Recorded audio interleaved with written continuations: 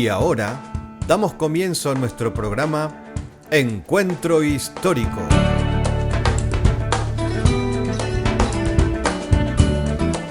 De la mano de Patricia Ferrer y bajo la conducción de Richard del Pino, haremos un recorrido por la historia para dar una interpretación correcta a la palabra de Dios y sus personajes, y también para comprender aún mucho mejor las bases de nuestra fe. Póngase cómodo y sea usted también, durante los próximos 25 minutos, partícipe de este Encuentro Histórico.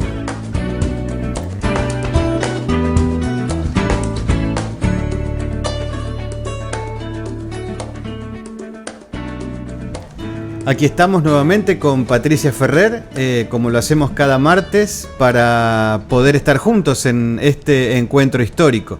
Gracias por estar una vez más con nosotros, por compartir este tiempo. La verdad que es una bendición para nosotros poder compartir todo esto que el Señor nos da a través del estudio, a través de los años, para poder entender en una forma mucho más clara y más profunda todo lo que es la palabra del Señor y en este caso lo que es la historia del cristianismo. Antes de comenzar todos estos estudios que hemos estado dando con Patricia, más o menos habíamos calculado dividirlo en ciertas etapas, en ciertos momentos, y quisimos hacerlo desde el comienzo del ministerio de Yeshua, más o menos hasta la destrucción del templo en el año 70. En este día, hoy martes, estaríamos terminando toda esa parte, así que lo que hoy vamos a ver es más o menos un resumen general de todo y algo más que tú tenías para compartir con nosotros, ¿no es cierto, Patricia? Así es, Richard, ¿cómo están? Tendríamos que ver que en el último programa habíamos dicho que las tres grandes grupos religiosos nombrados por Flavio Josefo eran los de los saduceos, la de los fariseos y los esenios, que habíamos visto todos eran judíos que tenían sus distintas formas de interpretar la Torá de ese momento, y ahora entonces se van a sumar lo que la historiografía después llamó judeo-cristianos. Ajá. Que son los que le dan origen, digamos, a lo que se llamó origen de la cristología, porque son los grupos que van a repensar después a Jesús, como dice Antonio Piñero, que Ajá. él hace una demarcación entre lo que enseñó Jesús como Ajá. judío, y después están los discípulos, que obviamente no eran un grupo homogéneo, sino que son los distintos grupos que después van a repensar sobre la historia claro. y la vida y la obra de Jesús. Entonces, estos grupos, digamos, se pueden dividir en dos, por etnia. Digamos, étnicamente están los grupos que son judíos y después los otros que son gentiles. Estamos hablando, perdón, en Jerusalén, ¿no es cierto? Exacto. Okay. Por ejemplo, en Jerusalén están los de el grupo de lengua que hablaban arameo, ¿no es cierto? Que esos son los más fieles al templo y a la ley. Y podríamos ubicar ahí la línea de Pedro, y la línea de Santiago, o Jacob, sería el término correcto, o el nombre correcto. Lo que pasa es que a veces se utilizan mejor los nombres con los que ha sido traducido después, claro. para que los amigos podamos ubicarnos o identificarlos más fácil, claro, ¿no? Claro. Y después estaban en Jerusalén, estaba el otro grupo de lengua griega, que estos sí eran críticos al templo y la ley, ¿no es cierto? Que estos judíos helenistas que provenían de la diáspora, pero que vivían también en Israel. Claro. Ahí se podría ubicar el grupo de Esteban y el grupo de los 7, que después se lo denominó, que habíamos visto que el libro de los Hechos hablaba de que se habían elegido 7 personas que eran, digamos, que ayudaran con la distribución del tema exacto, 7 diáconos, 7 servidores, pero que tampoco tenemos que pensar que ellos quedaron subordinados al grupo de los 12, sino que más bien después formaron su grupo independiente. Es decir, que estamos hablando de que no es, o sea, ya vemos que entonces nunca fue un grupo homogéneo, sino que siempre fue plural, fueron distintos grupos que se fueron formando sus propias comunidades. Y después obviamente está la de los gentil, es decir, de origen gentil, que son los que creen también en Jesús, pero que ya su origen es gentil. Claro. forma de hablar, su lengua era la griega y la latina también. Bueno, no olvidemos que el Imperio Romano estaba ocupando toda esta zona, entonces se hablaba en arameo en primer lugar. En toda la zona de Israel se hablaba en arameo, que era la lengua materna, porque ya venían desde la época de los persas, que ellos habían ocupado ese lugar, todo eso se hablaba arameo. Pero además, desde la ocupación de Alejandro, se hablaba griego, y encima ahora la ocupación de los romanos, se hablaba en latín. O sea, no todos, o sea, estamos hablando de los funcionarios, el ejército... y todo eso, pero bueno, o sea, había gente que sí, que tenía acceso ya a todos estos idiomas. Estos gentiles, cristianos de origen gentil, son más bien los grupos de Pablo. No tanto en Jerusalén, sino más bien fuera de Jerusalén. Ya estamos hablando de Antioquía y en la diáspora. Digamos, son todos grupos, para que ponernos en la idea de que son todos grupos que creen en Jesús como el Mesías. Sí. Y son los que le daban lo que van a dar origen más en forma posterior a lo que se llamó cristianismo. Habíamos estado hablando todos estos programas anteriores que ellos siguieron, en el caso de los judíos, de los grupos que provenían del judaísmo, siguieron fieles al templo, a la ley. No hubo una ruptura en ese aspecto, pero sí lo que quiero marcar para que quede bien claro que era lo que los distinguía del resto del judaísmo era la creencia en Jesús, básicamente. O sea, eso no lo podemos ocultar, no podemos hacer homogeneizar, por el solo hecho ahora de buscar las raíces de que el cristianismo tiene sus raíces en el judaísmo, no lo vamos a homogeneizar con todos los demás, como si fuera todo la misma cosa. No, ellos estaban bien claros en que ahora la persona de Jesús era el núcleo de su mensaje.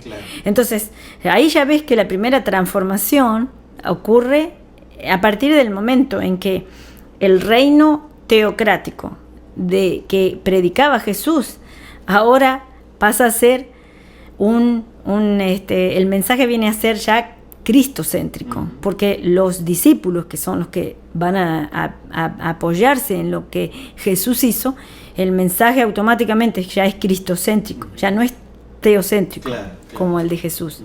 Ahí ya vemos la primer discontinuidad, porque nosotros tenemos que tratar de ver cuáles fueron los elementos de continuidad con el judaísmo, pero también los de discontinuidad, los que los hace ya un grupo aparte o exclusivo o independiente del resto del judaísmo. Comienza, por ejemplo, Hans Kuhn, por ejemplo, en su libro Cristianismo, Esencia e Historia, que de paso muy recomendable para los que quieran, o sea, los que puedan adquirirlo, de Hans Kuhn. Él hace bien claro ahí un cuadrito sinóptico y entre judíos, ya te digo, y gentiles. Y la confesión, por ejemplo, ¿cuáles eran los signos? O sea, los signos o lo que lo distinguía básicamente. Las características. Básicamente, confesión en Jesús como el Mesías. Todavía no se lo ve, aclaramos, todavía no se lo ve en el mismo nivel de Dios. ¿No es cierto? Eso ya pasa a ser después con la comunidad de Juan, la comunidad joánica, posteriormente.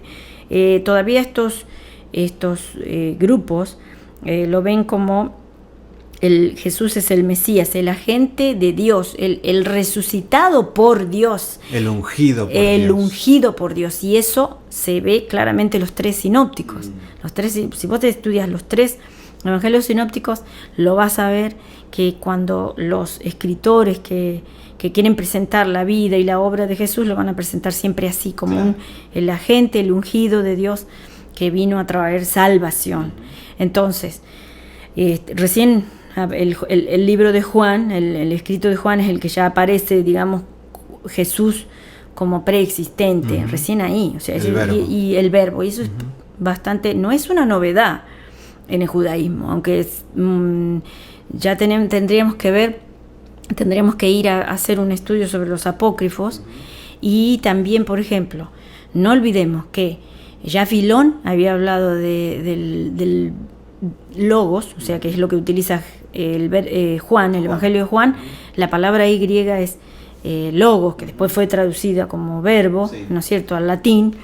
Entonces habla de una especie de parecida a la personificación o hipóstasis, se llama, de la sabiduría de Dios personificada. Claro. Entonces, y que eso ya es preexistente, claro, eso ya lo decía Filón, y está en los libros también, ya te digo, apócrifos, o sea que no era una novedad de asustarse.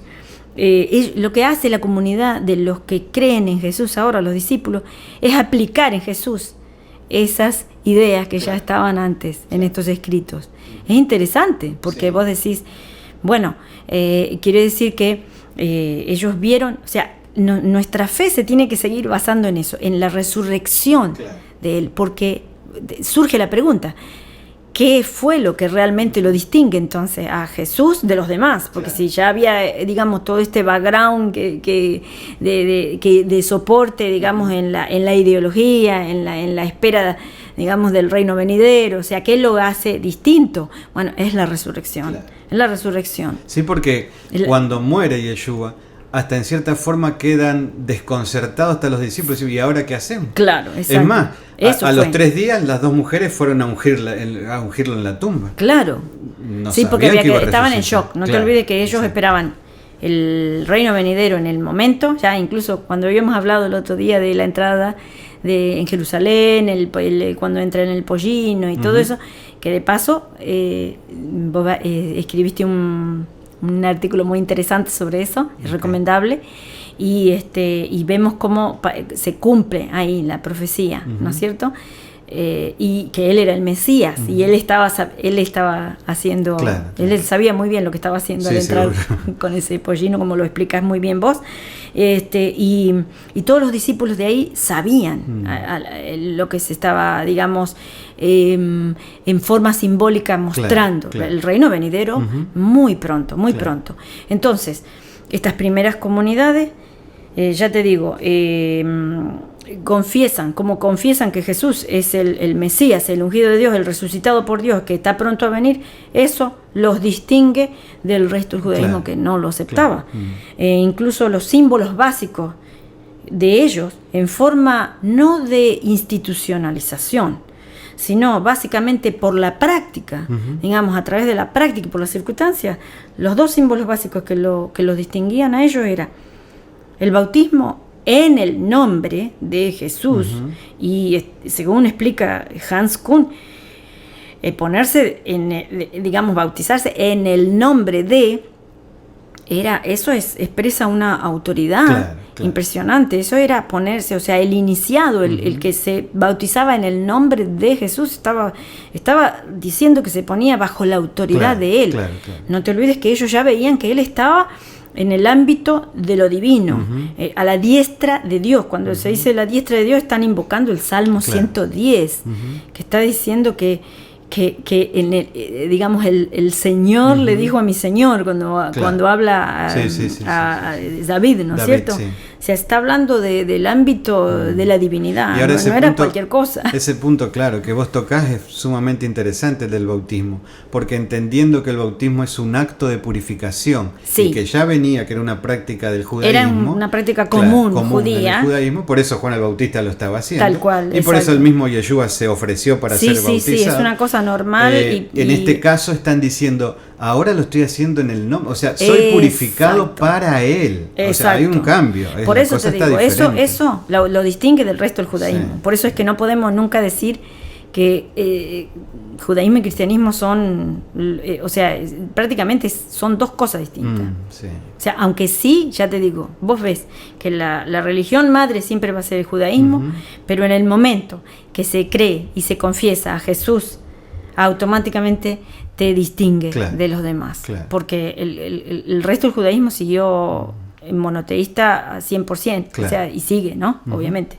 Y otra cosa que tenían ellos, digamos, era la celebración, tenían por costumbre celebrar las comidas comunitarias. Ajá, sí. A eso se le llamaba Eucaristía. Fíjate vos que eso después fue institucionalizado por los padres de la iglesia, sí, como la cena del Señor, pero o sea, el anacronismo viene cuando ellos, o sea, interpretan en el siglo II que eso fue institucionalizado por Jesús, y no fue así, sino que en el momento en que las comunidades comenzaron en forma, digamos, ya te digo, en forma práctica, porque no estaba institucionalizado, a celebrar esas comidas comunes, a tener esa acción de gracias. Eran comidas de acción de gracias, claro. Por eso la palabra Eucaristía realmente es lo que significa acción de gracia. Claro. Y eso fue, ya te digo, el origen después después sí ya quedó institucionalizado como símbolo de admisión para en las iglesias, y sobre todo después en la comunidad de la diáspora, claro, del bautismo. Claro. Y cena del Señor, o bautismo y Eucaristía. Claro. Hay un punto, y como siempre tenemos que a veces saltar de una cosa a otra por el tema del tiempo. Sí. Hay un punto que vos lo tocaste al principio, que normalmente siempre lo nombra Antonio Piñeiro, sí, que es el tema del repensamiento de Jesús. Sí. O sea, nosotros estamos, lo dijimos en un principio, abarcando desde la época del ministerio de Yeshua, de Jesús, hasta la destrucción del templo. No hay fechas específicas, pero más o menos ahora estaríamos hablando, supongamos más o menos, desde el año 45 al 70, más o menos. Exacto. Yeshua murió y resucitó y ascendió a los cielos hasta en el 33. Sí. O sea que después quedarían como 12 o 13 años, más o menos. No es que, amigos, ustedes tienen que creer que son fechas exactas. No, estamos calculando. No hay una cronología. Pero tenemos que entender esta parte de por qué se vuelve a repensar en Jesús. Porque pasaron 10, 12 o 15 años en que esas y cosas... el reino todavía no había venido. Y el reino todavía no había venido. Entonces había que volver a repensar en ese ministerio que llevó a cabo ese hombre, ese ungido, como Exacto. bien lo decías vos, para poder llevar ahora adelante el evangelio que él dejó Exacto. institucionalizado, que sí se tenía que predicar a todas las naciones. Exacto, y entonces ser discípulo. Ahora comienza este tema, y este tema sí que es bien interesante, porque si nosotros pensamos hoy, en el año 2013, si yo pienso en mi vida 10 o 15 años atrás, hay un montón de cosas que no me acuerdo. Claro, claro. Y por eso es que creo que es Lucas que escribe el Evangelio y dice a su amigo Teófilo, sí, que estuve dice investigando. Sí, ya muchos han tratado de poner por escrito. Exactamente. Y yo mismo tuve que ponerme a investigar para poder escribirte las cosas en orden, como ahora te las voy a escribir. Y hubo muchas fuentes, hay muchas fuentes por ahí, lo de los logias, o sea, los historiadores hablan mucho de ciertas fuentes sueltas que evidentemente son las que utilizaron los escritores. Por ejemplo, los escritores de Mateo, no es que se sientan ahí abajo de un árbol a hacer, no sé, que venga la musa de inspiración, caiga sobre ellos, no es así. O sea, van a buscar fuentes, y sobre todo van a buscar en las escrituras de todos los escritos que había en ese momento, algo que, digamos, con lo que interpretar lo que había pasado, porque no era muy fácil asimilarlo así, lo que había pasado, es decir, si él era el Mesías, él había muerto, entonces y resucitado, entonces todo eso había que interpretarlo a la luz de las escrituras, de lo que había sido adelantado antes por los profetas.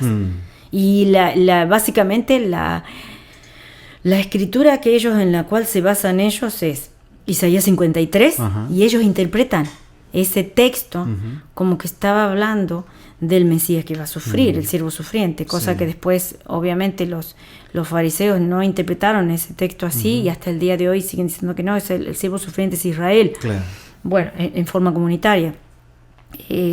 Habíamos visto una cosa que yo te había también mencionado, para que, o sea, nadie, digamos, se espante con el tema de que ya había judíos en ese tiempo que sí eran críticos al templo y la ley, no solamente los gentiles.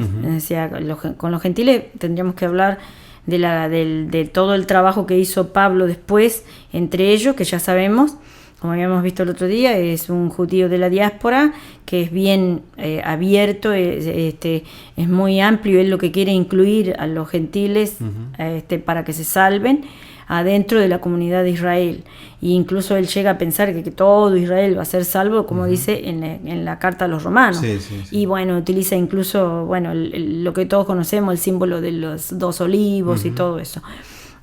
Pero con respecto a esto, ya había, ya te digo, críticos al templo y la ley. En el caso de Filón, por ejemplo, se me recuerda, como para ponerlo como ejemplo, Sí, sí, sí. ya Filón era un crítico al templo y la ley, y todo el judaísmo de la diáspora helenística que estaba ubicado en Alejandría. ¿Crítico en qué sentido? No estamos diciendo que querían abolir la Torá, de ninguna manera. Lo que se tiene que entender aquí es que lo que ellos cuestionaban es qué cosas estaban vigentes en ese momento, qué cosas se podían aplicar, cómo había que, de alguna manera, reinterpretar ciertos textos que habían sido dados en la época de Moisés, que no tienen nada que ver, supuestamente ellos se veían con la época que se estaba viviendo en ese momento. Yo encuentro un paralelo hoy en las comunidades, en las diferentes facciones de judaísmo. Es interesante encontrar hoy que en el judaísmo desde el siglo XIX surgen finales del siglo XVIII y XIX, surgen un montón de facciones diferentes que van a mostrar grupos que siguen siendo judíos, pero que son también de alguna manera críticos a aplicar todas las leyes de la Torá, sobre todo, bueno, ni siquiera, hay extremos, ¿no es cierto? Están entre esas escuelas, por ejemplo, se pueden nombrar las escuelas del judaísmo conservador, que es el más, digamos, moderado, una posición de centro entre las dos opciones muy extremos, que son los ortodoxos y ultraortodoxos, y están los reconstruccionistas, que son el ala izquierda, por así decirlo. Uno es el ala derecha, el otro el ala izquierda. Y después también están los reformistas, y dentro de eso ya se están abriendo distintas facciones. Es lo mismo con el sionismo. El sionismo es un partido político que surge siglo XIX, nacionalista, pero que en la época de Europa del Este, o sea, en la zona, quiero decir, y en la época de prácticamente donde ya surge el antisemitismo fuerte en toda Europa. Y después, bueno, obviamente empiezan con a trabajar en la idea de formar el Estado de Israel, pero hoy en día vos mismo vas a ver que el sionismo tiene distintas facciones. Hoy, por ejemplo, hoy es un día que hay elecciones en Israel.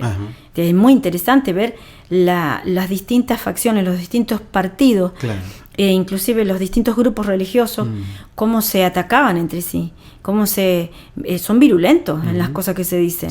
Estaba leyendo el otro día en los diarios, o sea, el diario Aurora Digital, en Haaretz, todo, como por ejemplo los del ala, por ejemplo, más liberal, quemaban los libros del partido del Jazz, que es el ultraortodoxo, y asimismo también el Jazz como ataca a todos los partidos que supuestamente para él dice que son infieles y que son gentiles todos los que no son ortodoxos o ultraortodoxos. O sea, vemos exactamente, lo que quiero decir es que, como para cerrar la idea, que en el siglo I estamos hablando de que los primeros seguidores de Jesús pasaban todas estas mismas cosas. O sea, diferentes facciones, diferentes formas de interpretar la Torá. En ningún momento se piensa que está abolida la Torá, sino que son diferentes formas de ver que si está vigente, que si no, que es lo que había que poner en claro. Por eso es que Pablo, habíamos explicado el tema de la circuncisión,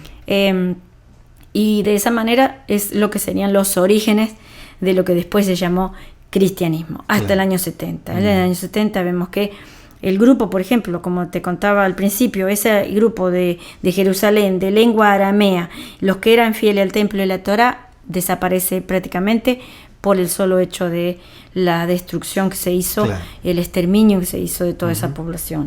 Los de lengua griega, por ahí, que seguían fieles al templo y la Torá, se pudieron dispersar. O sea que, resumiendo, porque el tiempo ya no nos queda nada, tendríamos que decir que